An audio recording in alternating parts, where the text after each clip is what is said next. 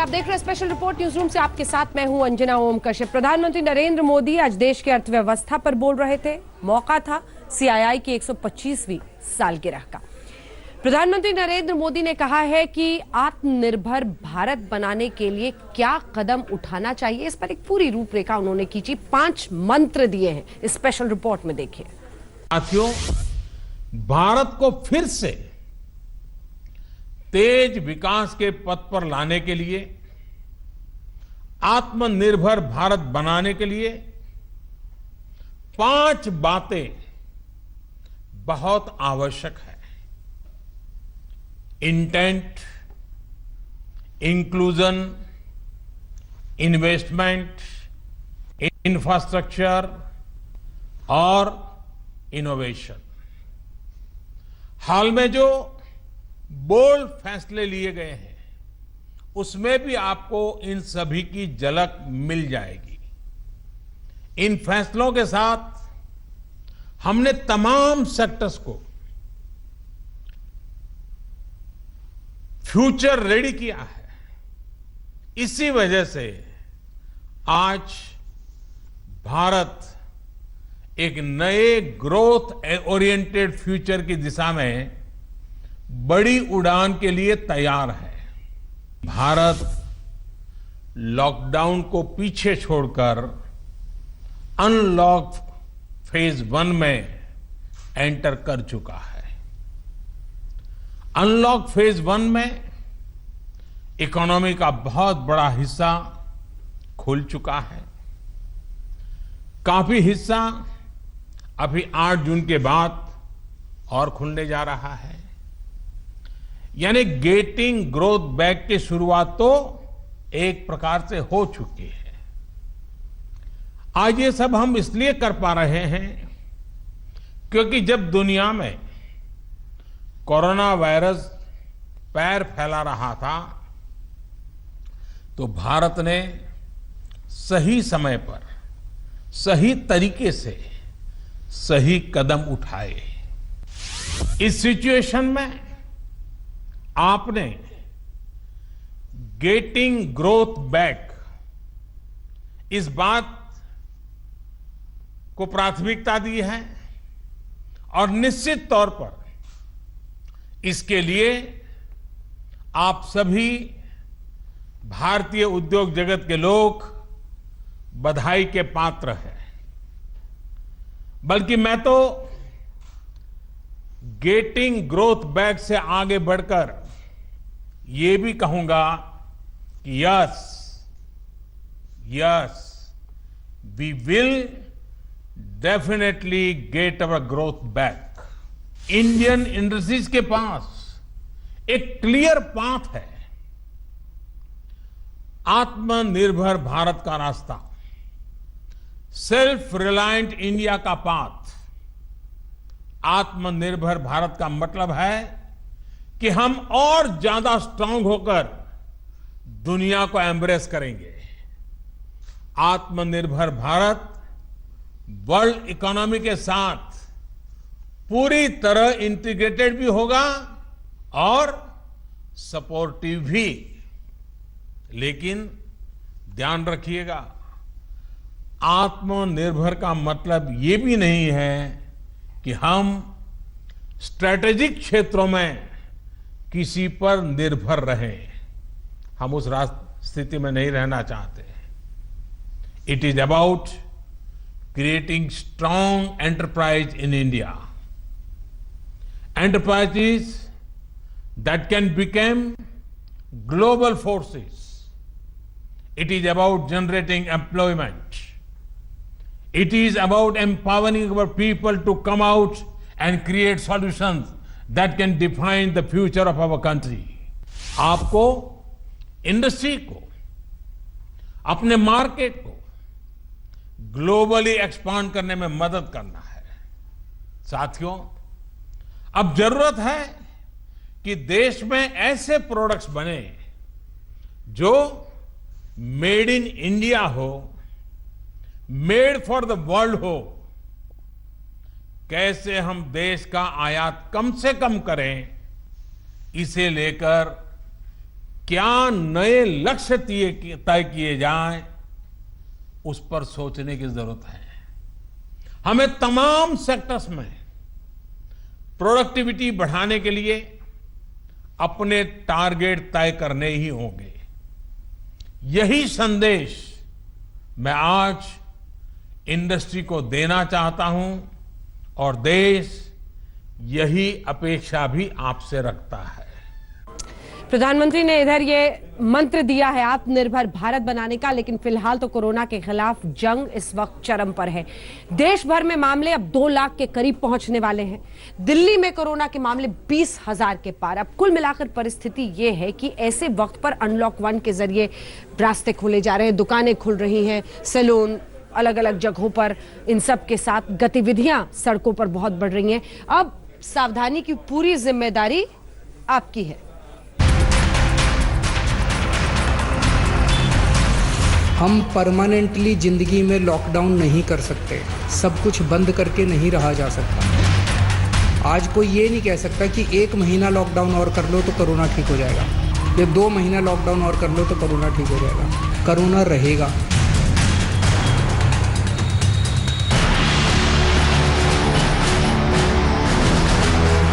दो हुक्मरानों ने भी तय कर लिया है कि आप घर से निकलें तो ये सोचकर कि अपने अदृश्य दुश्मन से आपको ही दो हाथ करना है।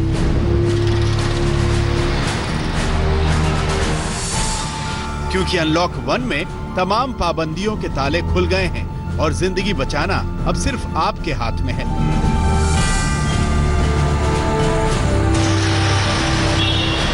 देखिए राजधानी दिल्ली की इन सीमाओं पर और खोजिए कि यहाँ सोशल डिस्टेंसिंग कहाँ है।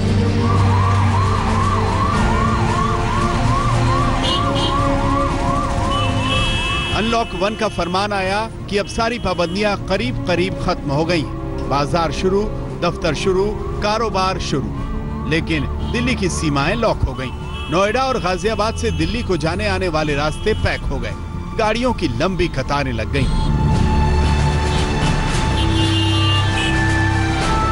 गाजीपुर बॉर्डर आप देखिए कि पुलिस ने यहाँ पर सील किया हुआ है। सिर्फ एसेंशियल सर्विसेज की गाड़ियां ही अंदर जा पा रही है और ऐसे में पीछे तक आप देख सकते हैं कि कितना लंबा यहाँ पर जाम लग गया है। दिल्ली पुलिस यहाँ मौके पर मौजूद है और सिर्फ उन्हीं लोगों को अंदर जाने दिया जा रहा है जिनके पास अधिकृत पास है या फिर जो एसेंशियल सर्विसेज से जुड़े हुए हैं। इस वक्त हम दिल्ली नोएडा बॉर्डर पर मौजूद है और यहाँ पर आप देखिए लगातार जो है पुलिस यहाँ पर चेकिंग कर रही है, क्योंकि एक तरह से बॉर्डर सील है और जो भी नोएडा से गाड़ी आ रही है उनकी चेकिंग की जा रही है। जिनके पास एसेंशियल सर्विसेज से जो जुड़ी हैं सिर्फ उन्हीं को अलाउ किया जा रहा है, बाकियों को अलाउ नहीं किया जा रहा है।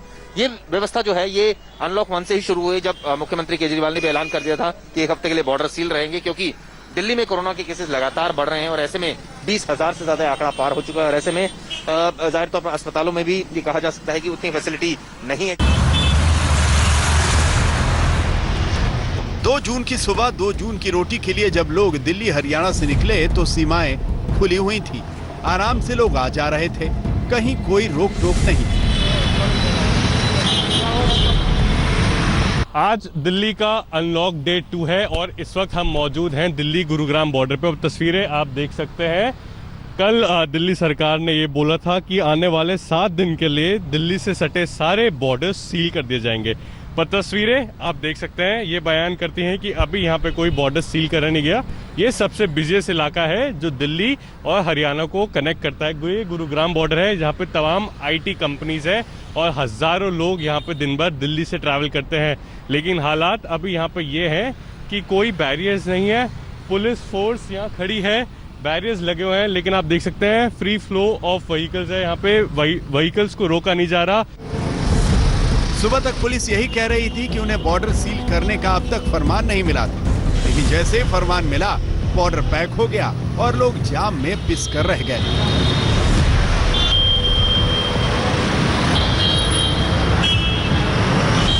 फिलहाल 1 हफ्ते के लिए हम के बॉर्डर सील कर रहे हैं। एसेंशियल सर्विसेज जारी रहेंगी। सरकारी ऑफिसर्स जो हैं वो आई कार्ड के बेसिस पे आ जा सकेंगे, पास लेकर आया जाया जा सकेगा। तो फिलहाल 1 हफ्ते के लिए हम अपने बॉर्डर सील कर रहे हैं। उसके बाद जो सुझाव आएंगे, जो आप मार्गदर्शन करेंगे, जो आप जैसा कहेंगे। सभी के सुझावों के आधार के ऊपर हम एक्सपर्ट से भी बात करेंगे और भी बहुत सारे लोगों से बात करेंगे। उसके आधार पर अगले हफ्ते फिर इसके बारे में एक ठोस निर्णय ले पाएंगे। केजरीवाल सरकार ने तो केंद्र सरकार के उल्टा चलना होता है। जब एमएचए ने कहा कि रोक लगाओ, इन्होंने खोल दिया। अब एमएचए ने कहा है कि खोल दो, तो इन्होंने रोक लगा दी। इनका एजेंडा तो दूसरा है, राजनीतिक है। सोशल डिस्टेंसिंग की धज्जियां उड़ाती लापरवाही भरी ये तस्वीरें उस वक्त आ रही हैं जब देश में कोरोना संक्रमण के आंकड़े 2 लाख के करीब पहुंच रहे हैं और दिल्ली में भी कोरोना मरीजों की तादाद 20,000 को पार कर चुकी है। ऐसे में भला कैसे होगी कोरोना से जंग? मुनीश शर्मा, ऐश्वर्या, सुशांत मेहरा और दिवांशु के साथ चिराग गोठी, दिल्ली आज तक। इधर दिल्ली के मुख्यमंत्री अरविंद केजरीवाल ने कहा है कि अगर कोरोना का संक्रमण आप पर है और बहुत ज्यादा परेशानी ना हो तो घर में ही आप रहिए और घर में ही इलाज कराइए, अस्पतालों की तरफ मत आइए, क्योंकि अस्पतालों को इस वक्त गंभीर रोगियों के लिए बचा कर रखना है। दूसरी तरफ एक ऐप भी जारी किया है दिल्ली सरकार ने, देखिए।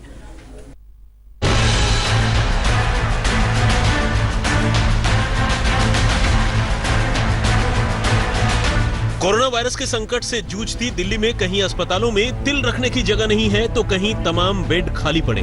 दिल्ली सरकार का दावा है कि यहाँ के अस्पतालों में 4,000 से ज्यादा बेड खाली हैं। एक तरफ सरकार ने आपके लिए बेड का इंतजाम कर रखा है, जैसे आज की डेट में 6,731 बेड हैं और दिल्ली के अस्पतालों में केवल 2,600 पेशेंट हैं, तो लगभग 4100 बेड खाली पड़े हैं। 4100 बेड आज खाली पड़े हैं। तो दिल्ली वालों को कोरोना के इलाज के लिए भटकना न पड़े, इसके लिए दिल्ली की केजरीवाल सरकार लेकर आई है एक नया ऐप। यह एप्लीकेशन गूगल प्ले स्टोर पर दिल्ली कोरोना नाम से मौजूद है, जहां इसे डाउनलोड किया जा सकता है। इस ऐप से पता चल जाएगा कि दिल्ली के किस अस्पताल में कितने बेड खाली हैं। यह ऐप प्राइवेट और सरकारी दोनों अस्पतालों में खाली बेड की जानकारी देगा और ये ऐप आपको ये जानकारी देगा कि दिल्ली के किस अस्पताल में, अगर आपको प्राइवेट में जाना तो इसमें सारे प्राइवेट अस्पतालों की जानकारी भी है, सरकारी अस्पताल में जाना चाहते हैं सरकारी अस्पताल की जानकारी भी है। ये ऐप आपको बताएगा कि दिल्ली के किस अस्पताल में इस वक्त कितने बेड खाली हैं, कितने बेड भरे हुए हैं। तो ये अगर ऐप डाउनलोड करते हैं तो आपको सारी जानकारी मिलती जाएगी।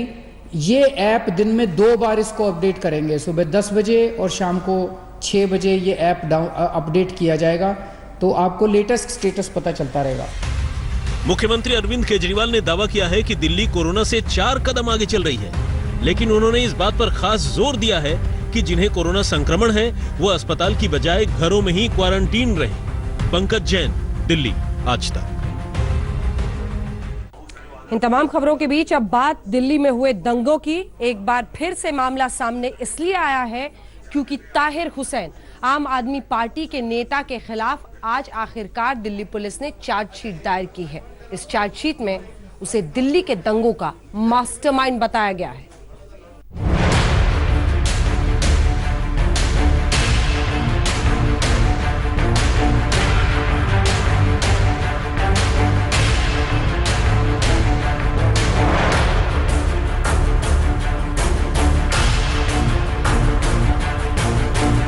पार्षद ताहिर हुसैन की घर की छत पर मिले इन पेट्रोल बमों ने पहले ही ये साफ कर दिया था कि दिल्ली हिंसा में उसकी बेगुनाही की दलीलों में खास दम नहीं है। ताहिर के घर से ही चांदबाग इलाके में हिंसा का आरोप है और वहीं से पेट्रोल बम फेंके गए। मंगलवार को दिल्ली पुलिस की क्राइम ब्रांच ने कड़कड़डूमा कोर्ट में 1000 पन्नों की जो चार्जशीट दायर की, उसमें भी ताहिर को ही हिंसा का मास्टरमाइंड बताया गया। चार्जशीट के मुताबिक हिंसा के लिए ताहिर ने ही पैसा मुहैया कराया। पुलिस की चार्जशीट में ताहिर की कारगुजारियों का पूरा कच्चा चिट्ठा है। हिंसा के वक्त आरोपी ताहिर हुसैन अपनी छत पर था। हिंसा के लिए उसने 1 करोड़ 30 लाख रुपए खर्च किए थे। हिंसा की पहले से तैयारी थी। डोनाल्ड ट्रंप की दिल्ली यात्रा के दौरान ही हिंसा का ऐसा प्लान बना था। ताहिर ने नागरिकता कानून के खिलाफ प्रदर्शन कर रहे लोगों से भी बात की थी। उसने जेएनयू के पूर्व छात्र उमर खालिद से भी बात की थी। चार्जशीट में ताहिर समेत 15 लोगों के नाम हैं। इनमें ताहिर का भाई शाह आलम भी है। हालांकि ताहिर के वकील कह रहे हैं कि उसके खिलाफ सबूत नहीं है। इनसे पर्सनली कोई भी रिकवरी नहीं हुई है। जो भी रिकवरी है पुलिस दिखा रही है कि इधर से हुई है उधर से हुई है। कोई भी ऐसा स्ट्रॉन्ग एविडेंस नहीं है जो ताहिर हुसैन की इन्वॉल्वमेंट शो करे। और ताहिर हुसैन को एक टारगेट बनाया गया, इसके पीछे पॉलिटिकल इशू है। दिल्ली हिंसा में पुलिस कई चार्जशीट दायर करेगी। बरसों बाद दिल्ली के माथे पर दंगे का दाग लगा है और गुनहगारों को सजा मिले, इसका सबको इंतजार है। दिल्ली से पुनीत शर्मा के साथ आज तक ब्यूरो। अरब सागर में उठा है सदी का सबसे बड़ा तूफान और इसी की वजह से, इस निसर्ग तूफान की वजह से महाराष्ट्र में हाई अलर्ट भी जारी कर दिया गया है। देखिए।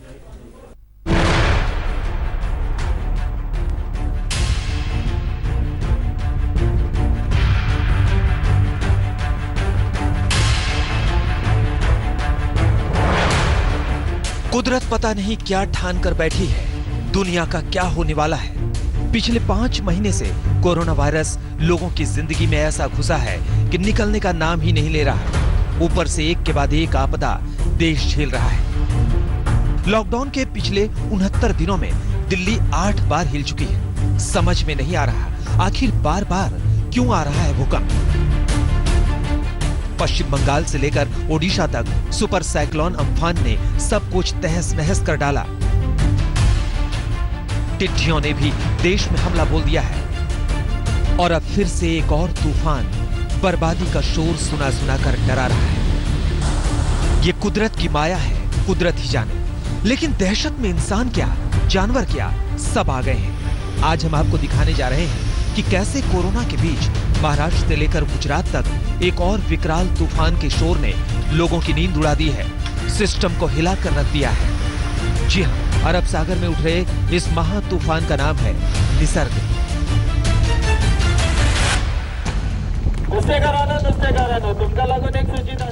सीएम, डीएम, म्युनिसिपल कॉर्पोरेशन से लेकर एनडीआरएफ को समंदर की हदों पर ताकने के लिए मजबूर कर दिया है। निसर्ग नाम का ये चक्रवाती तूफान विकराल रूप धारण कर सकता है, बड़ी तबाही मचा सकता है। ये डर, ये दहशत इसलिए भी है क्योंकि पिछले हफ्ते ही देश ने बंगाल और ओडिशा में सुपर साइक्लोन अम्फान से तबाही देखी है। बंगाल के कई हिस्से तो अम्फान तूफान से बर्बाद ही हो गए। और यहाँ पर भी सीवियर साइक्लोन का है। स्पीड एटलीस्ट जब लैंडफॉल करेगा 100 to 120 तक रहेगा। 100 to 120 तक अगर वाइंड का स्पीड रहता है तो उसमें कच्चा मकान, पेड़ और आपकी इलेक्ट्रिसिटीज या टावर्स, ये सब गिरने का चांसेस रहता है। जो इम्पैक्ट हुआ है देखा होगा आपने इम्फान के दौरान, तो वो इम्पैक्ट यहाँ पर हो भी सकता है। निसर्ग तूफान 3 जून को उत्तरी महाराष्ट्र और दक्षिण गुजरात तटों से होकर गुजरेगा। इससे मुंबई के ज्यादा प्रभावित होने की आशंका है। 1891 के बाद पहली बार अरब सागर के महाराष्ट्र के तटीय इलाके के आसपास तूफान की स्थिति बन रही है। चक्रवात के साथ महाराष्ट्र के मेट्रोपॉलिटन क्षेत्रों के अलावा तटीय इलाकों में बाढ़ आने की भी आशंका है। सबसे बड़ी अहम बात है कि मुंबई और महाराष्ट्र में खास तौर से जो तटीय इलाके हैं वहां पे खूब तैयारियां हो गई हैं।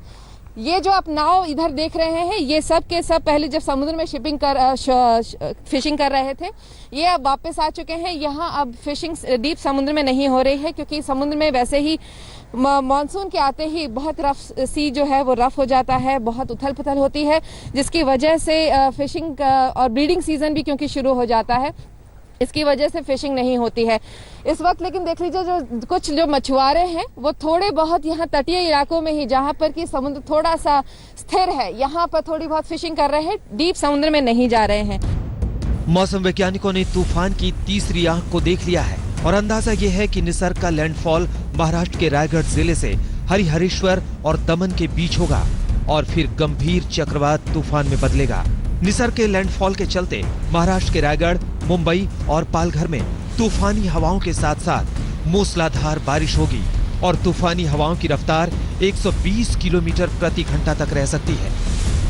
ये साइक्लोनिक स्टॉर्म करके बनेगा और ये सीवियर साइक्लोनिक स्टॉर्म करके ही दमन और हरिहरेश्वर के बीच में अलीबाग डिस्ट्रिक्ट में क्रॉस करने की संभावना है। ये जब क्रॉस करेगा तब हवा का बहाव 100 से 110 किलोमीटर पर आवर तक रहेगा। कभी कभी ये 120 किलोमीटर पर आवर हो सकता है। इसके चलते मुंबई के कुछ इलाकों में, साथ में ठाणे, रायगढ़, पालघर डिस्ट्रिक्ट्स में भारी से भारी वर्षा होने की संभावना है। ऐसे में पालघर से लेकर रायगढ़ और मुंबई में समंदर के किनारे एनडीआरएफ की टीमें तैनात कर दी गई हैं। लोगों से कहा जा रहा है कि वो समंदर के आसपास के इलाके खाली कर दें। अभी डर तो बहुत है, क्योंकि ऐसा तूफान हमने पहले तो कभी देखा नहीं, लेकिन सुनने के बाद डर तो इतना है कि बोल नहीं सकती। पहली बार ही हो रहा है इधर, कभी हुआ नहीं था, तो मन में थोड़ा डर है। तूफानी चेतावनी के चलते मुंबई के बेकसी में बनाए गए कोविड अस्पताल से भी 150 कोरोना मरीजों को शिफ्ट किया जा रहा है, क्योंकि ये अस्पताल एक टेंट के जरिए बनाया गया है। इस वक्त हम मुंबई के बांद्रा कुर्ला कॉम्प्लेक्स इलाके में मौजूद हैं। MMRDA द्वारा बनाया गया मेकशिफ्ट हॉस्पिटल आप लोगों के सामने है। कोविड-19 पेशेंट्स के लिए बनाया गया ये हॉस्पिटल आज जो देख रहे हैं, इसमें करीब 150 पेशेंट्स मौजूद हैं। अब क्योंकि मुंबई अलर्ट पर है और साइक्लोन की वार्निंग दी गई है, इसलिए MMRDA ने BMC के साथ मिलकर एक महत्वपूर्ण फैसला लिया है। फैसला यह लिया गया है कि यहां पर जो 150 पेशेंट्स हैं, उनको यहां से शिफ्ट कर दिया जाएगा। जी हां, यह बड़ी खबर है। आर.ए. राजीव जो कि MMRDA के कमिश्नर हैं, उन्होंने ये जानकारी दी है कि राज्य सरकार ने ये फैसला लिया है कि यहाँ जो तमाम पेशेंट्स हैं, उनको यहाँ से शिफ्ट कर दिया जाएगा। अब ये जानकारी दी गई है कि यहाँ ये जो टेंट्स बने हैं, ये सफेद रंग के जो आप टेंट्स देख रहे हैं, ये जर्मन टेक्नोलॉजी से बने हुए हैं, लेकिन ये करीब 100 किलोमीटर प्रति घंटे की स्पीड से जो तूफान आएगा उसको झेल सकता है। लेकिन 100 किलोमीटर प्रति घंटे की ऊपर से अगर तूफान आता है, तब मुश्किलात बढ़ सकती हैं। MMRDA के कमिश्नर का कहना है कि स्ट्रक्चरल इंजीनियर तमाम पहलुओं को देख रहे हैं, तमाम पोजीशंस पर सैंडबैग्स लगाए जा रहे हैं। मौसम विभाग के साइक्लोन ई एटलस के मुताबिक 1891 के बाद पहली बार अरब सागर में महाराष्ट्र के तटीय इलाके के आसपास समुद्री तूफान की स्थिति बन रही है। यानी 1 सदी से भी अधिक समय में ऐसा पहली बार होगा जब अरब सागर में विकसित होने के बाद कोई तूफान महाराष्ट्र से टकराएगा। आज तक ब्यूरो। इस बीच निसर्ग तूफान पर सामने आए कुछ ही देर पहले महाराष्ट्र के मुख्यमंत्री उद्धव ठाकरे, उन्होंने कहा है कि हर मुमकिन तैयारी कर ली गई है और इस वक्त इंतजाम पूरा है। हालांकि उन्होंने ये भी उम्मीद जताई कि जिस तरह के नुकसान का अंदेशा है वो ना हो। निसर्ग तूफान पर पीएम मोदी से बात हुई है, ये भी जानकारी दी उद्धव ठाकरे ने। लोगों से 2 दिनों तक घरों में ही रहने की अपील की। पालघर और सिद्धुदुर्ग को लेकर ज्यादा सतर्क रहने की बात कही। आर्मी, नेवी, एयरफोर्स, एनडीआरएफ सब अलर्ट पर है और तूफान का सामना करने के लिए तैयारी तो पूरी है, लेकिन उन्होंने ये भी कहा कि अगर यहां तक आते आते तूफान कमजोर हो जाए, इसके लिए प्रार्थना करना। थोड्या वेळापूर्वी आपल्या देशाच्या पंतप्रधानांचा फोन आला होता, माननीय नरेंद्र मोदीजींचा फोन आला होता। त्यांनी सांगितलं आहे की तुम्ही तयारी तर केलेली आहे, पण केंद्र सरकार सुद्धा तुमच्या सोबत आहे, त्याच्यामुळे ती काळजी तुम्ही करू नका। आता महत्त्वाचा मुद्दा म्हणजे हे जे काय वादळ येणार आहे किंबहुना धडकणार आहे, या वादळाचा एकूण प्रभाव बघितल्यानंतर 3 तारखेपासून आपण सुरुवात करणार होतो पुनश्च हरिओम। मी पुन्हा एकदा आपल्याला विनंती करतोय की विशेषतः हा जो काही आपला किनारपट्टा आहे, तिथे उद्या आणि परवा 2 दिवस हे महत्त्वाचे आहेत। दोन्ही दिवस आपण घरामध्येच राहणं हे हिताचं आहे। महाराष्ट्र और गुजरात दोनों में ही इस तूफान के कहर की आशंका है और इसके बीच दोनों ही राज्यों ने पूरी तैयारी अपनी तरफ से कर ली है। उद्धव ठाकरे महाराष्ट्र के मुख्यमंत्री जानकारी देते हुए घरों में ही लोग रहे, ये अपील उन्होंने खास तौर पर की है।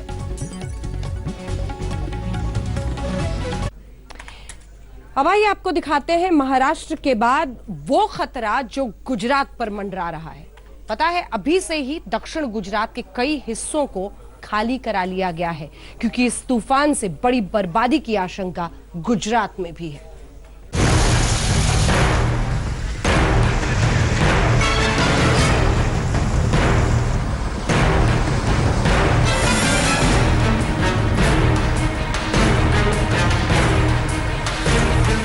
129 साल बाद अरब सागर में खलबली मची है और ऐसी खलबली की तूफान बनकर तबाही मचाने को तैयार खड़ी है। जी हां, निसर्ग तूफान का लैंडफॉल तो अब से कुछ घंटे बाद होगा, लेकिन उसका असर अभी से दिखना शुरू हो गया है। इस तूफान का खतरा गुजरात में भी बड़ा है और तूफान निसर्ग का ट्रेलर गुजरात में भी दिखने लगा है।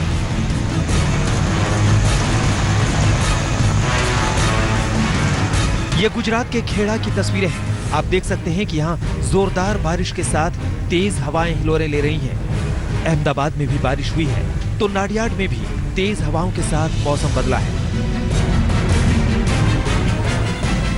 गुजरात के नवसारी के आसपास के समंदर में तो ऊंची ऊंची लहरें भी उठनी शुरू हो गई हैं।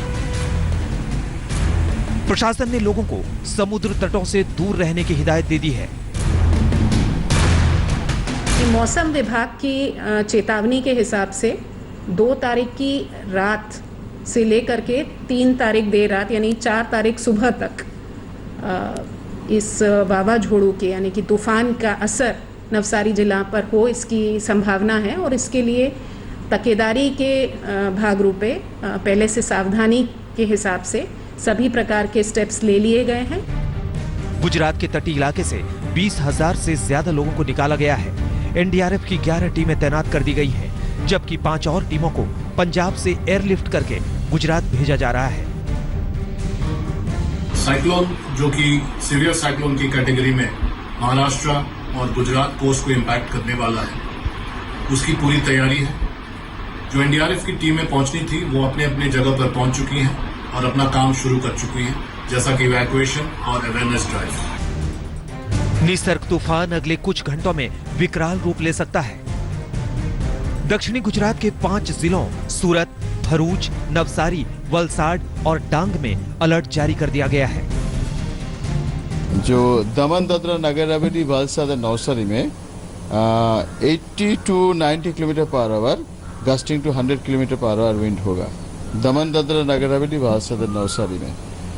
देन आपका सूरत एंड भरूच में 70 to 80 kilometre gusting to 90 kilometre per hour and बाकी जो रिमेनिंग डिस्ट्रिक्ट्स है उसमें 50 to 60 kilometre per hour wind रहेगा। मौसम विभाग के मुताबिक दमन, दीव और दादर नगर हवेली में तूफान का असर सबसे ज्यादा रहेगा, जबकि पूरे दक्षिणी गुजरात में भी ये तूफान तांडव मचा सकता है। आज तक ब्यूरो। प्राकृतिक आपदाओं का कहर जारी है। अब आइए आपको लिए चलते हैं सीधे पूर्वोत्तर भारत और दिखाते हैं कैसे असम में 20 लोगों की मौत सिर्फ भूस्खलन से हो गई। बाढ़ और भूस्खलन से इस पूरे इलाके में इस वक्त बर्बादी का आलम है।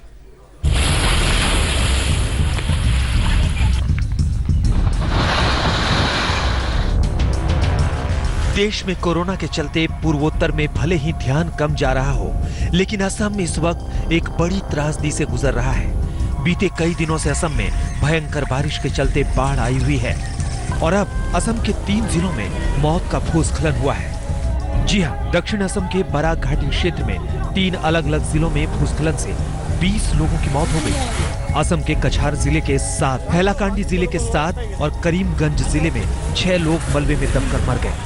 लोगों के घर मकान तबाह बर्बाद हो गए हैं। असम के लोग पहले ही बाढ़ से त्रस्त हैं। यहाँ 4.25 लाख लोग बाढ़ से प्रभावित हुए हैं, जबकि कई लोगों ने राहत शिविरों में शरण लिए हुए हैं। सैकड़ों गांव काल के गाल में समा चुके हैं। आज तक ब्यूरो। आपको दिखाते हैं टिड्डियों का कैसा आतंक है इस वक्त हिंदुस्तान में। कई राज्य प्रभावित हैं और कैसे 2 ग्राम का एक टिड्डी सबको परेशान कर रहा है। आसमान में उड़ते टिड्डियों के इस दल को देखिए, कैसे ये झुंड आता है और किसानों की खड़ी फसल को बर्बाद करके आगे बढ़ जाता है। लेकिन देश में कोरोना के साथ साथ अब इन टिड्डियों का भी इलाज किया जा रहा है। जिस तरह से कोरोना का इलाज करने के लिए डॉक्टर पीपीई किट पहनते हैं, कुछ ऐसा ही किट टिड्डियों को मारने के लिए भी तैयार किया गया है। तस्वीरें पंजाब के फरीदकोट की हैं, जहां टिड्डियों को मारने के लिए मॉक ड्रिल करवाई जा रही है। आप देख सकते हैं कि सैनिटाइजेशन की तरह ही टिड्डियों को मारने के लिए कीटनाशक का छिड़काव पेड़ों पर किया जा रहा है, ताकि टिड्डी दल खेतों में उतर ही ना सके। हमारा एक कॉम्प्रिहेंसिव प्लान तैयार हो चुका है और उस कॉम्प्रिहेंसिव प्लान की एक मॉक ड्रिल आज हमने किया। पंजाब से लेकर मध्य प्रदेश और राजस्थान में टिड्डियों को मारने के लिए ऐसे ही उपाय किए जा रहे हैं। हम आपको बता दें कि टिड्डियों का एक झुंड 10 हाथियों के बराबर खाना खा जाता है और इस तरह से खेत के खेत चट कर जाता है। बुलंदशहर से मुकुल शर्मा के साथ आज तक ब्यूरो। इसी के साथ स्पेशल रिपोर्ट में न्यूज रूम से इतना ही। देश दुनिया की बाकी खबरों के लिए आप देखते रहिए आज तक। नमस्कार, मैं हूं अंजना ओम कश्यप। हमें उम्मीद है ये वीडियो आपको पसंद आया होगा। लेटेस्ट खबरों के लिए यूं ही देखते रहिए आज तक और इस वीडियो के पसंद आने पर लाइक, शेयर एंड सब्सक्राइब करना ना भूलें।